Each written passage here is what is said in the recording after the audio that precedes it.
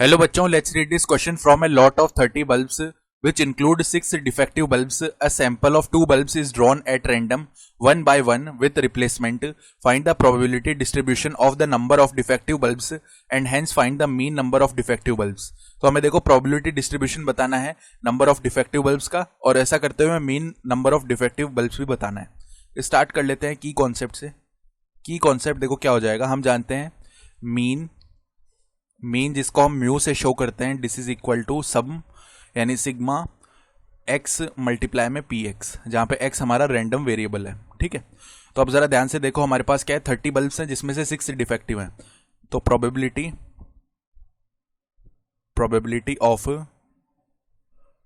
Of getting defective bulb, क्योंकि total 6 bulbs है, इनमें से टोटल 30 बल्ब्स है, इनमें से 6 डिफेक्टिव है, तो नंबर ऑफ फेवरेबल आउटकम 6 है डिफेक्टिव बल्ब के लिए, और टोटल आउटकम है 30, यानी ये हो गया 1/5। तो प्रोबेबिलिटी ऑफ गेटिंग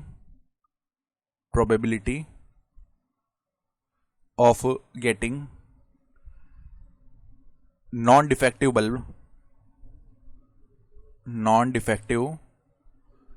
बल्ब, क्योंकि हमारे पास डिफेक्टिव बल्ब की तो प्रोबेबिलिटी है 1/5, तो इसको 1 में से सब्ट्रैक्ट कर दो, तो ये कितना बन जाएगा 4/5। ठीक है, तो दोनों प्रोबेबिलिटीज आ चुकी हैं। अब हम देखो यहां पे लेट करते हैं, let x is the random variable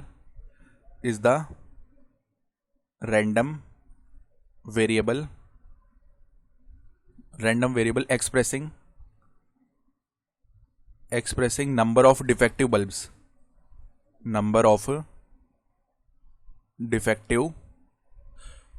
ठीक है, तो अब देखो यहां पे हम क्या कर रहे हैं, सैंपल ऑफ 2 बल्ब्स निकाल रहे हैं ना। तो पहला केस कंसीडर करते हैं when p x is equal to 0 हो, यानी इन 2 बल्ब्स में से क्या होगा कि जो नंबर ऑफ डिफेक्टिव बल्ब्स है वो 0 है, यानी दोनों के दोनों बल्ब्स क्या है, नॉन डिफेक्टिव है। तो नॉन डिफेक्टिव के लिए प्रोबेबिलिटी क्या है 4/5, तो 4/5 पहले के लिए और 4/5 पहले के लिए, क्योंकि यहां पे बात करी गई है विथ रिप्लेसमेंट के साथ, तो रिप्लेसमेंट कर रहे हैं हम, तो ये क्या हो जाएगा 16/25। अब when p x is equal to 1 है, यानी एक डिफेक्टिव हो गया, तो 2 में से अब हम एक सेलेक्ट करेंगे। पहले तो 2 बल्ब्स निकाल रहे हैं, उनमें से एक हमने सेलेक्ट कर लिया 2C1। ठीक है, मल्टीप्लाई में इनमें से एक क्या है, डिफेक्टिव है, तो डिफेक्टिव के लिए प्रोबेबिलिटी कितनी है 1/5, मल्टीप्लाई में एक नॉन डिफेक्टिव है तो 4/5, तो ये कितना हो जाएगा 2C1 का वैल्यू 2, मल्टीप्लाई में 4 और अपॉन में हो जाएगा 25, तो ये बन गया 8/25।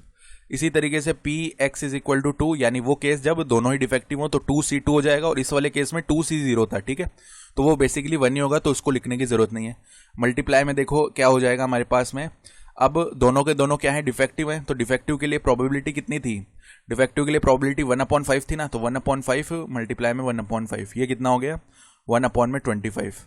तो अब अगर हम टेबल बनाएं तो यहाँ पे x की वैल्यू, उसके कॉरेस्पॉन्डिंग पी एक्स की वैल्यू, x की वैल्यू जब 0 1 2 थी, तो पी एक्स की वैल्यू आ रही है 16/25, और यहाँ पे 8/25, और यहाँ पे 1/25। ये तो आ गया हमारा डिस्ट्रीब्यूशन टेबल।